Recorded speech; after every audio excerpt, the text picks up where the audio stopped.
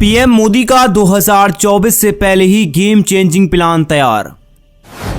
24 के इलेक्शन से पहले गेम चेंजिंग प्लान से सियासी हलचल तेज, कांग्रेस बौखलाई। क्या हिंदी राज्यों में मोदी योगी जीत पाएंगे वोटरों का दिल?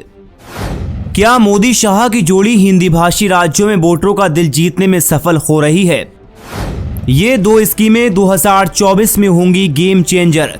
क्यों मोदी सरकार को इतना भरोसा? लोकसभा चुनाव 2024 में अब कुछ ही महीने बचे हैं।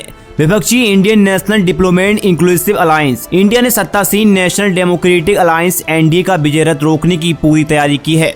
एनडीए के सत्तासीन होने में हिंदी हॉटलाइन राज्यों का महत्वपूर्ण योगदान रहता है। सर्वे में देखते हैं कि मोदी शाह की जोड़ी हिंदी भाषी राज्यों में वोटरों का कितना दिल जीतने में सफल हो रही है। इस राज्य में बढ़ रही हैं एनडीए की सीटें। देश के सबसे बड़े राज्य उत्तर प्रदेश में मोदी अमित शाह के अलावा सीएम योगी का भी असर दिखाई दे रहा है। यूपी विधानसभा चुनाव में योगी की सरकार पिछली बार रिपीट हुई है। बहरहाल उत्तर प्रदेश में एनडीए को इस बार 9 से 10 सीटों का फायदा मिलता दिखाई दे रहा है। सर्वे के नतीजे बता रहे हैं कि इस बार उत्तर प्रदेश में एनडीए को 69 से 73 सीटें मिलने की संभावना है। पिछले चुनाव में एनडीए को 80 में से 64 सीटें मिली थी, जिसमें से अकेले बीजेपी के हिस्से में 62 सीटें आई थी। वहीं पीएम मोदी की इन दो स्कीमों से मिलेंगे पीएम मोदी को भर भर कर वोट। यही नहीं, सूत्रों का कहना है मोदी सरकार चुनावी साल में पीएम किसान सम्मान निधि योजना के तहत मिलने वाली रकम को भी बढ़ाने पर विचार कर रही है। इस स्कीम के तहत किसानों को हर 4 महीने में 2000 रुपए और सालाना 6000 की रकम मिलती है।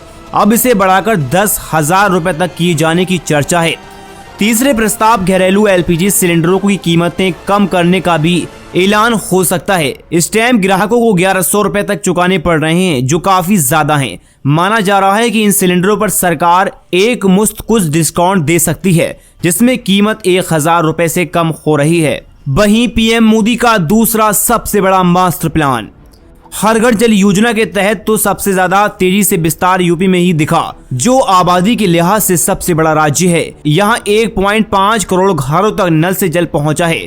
यूपी में अब तक इस योजना के तहत 58% कवरेज हो चुका है। इस स्कीम में विपक्ष की सत्ता वाले राजस्थान और पश्चिम बंगाल काफी पीछे है। भाजपा इस बात को भी प्राचित करेगी कैसे उसकी सत्ता वाले राज्यों में योजनाएं तेजी से आगे बढ़ रही हैं, जबकि विपक्ष की सत्ता वाले प्रदेशों में स्थिति अलग है।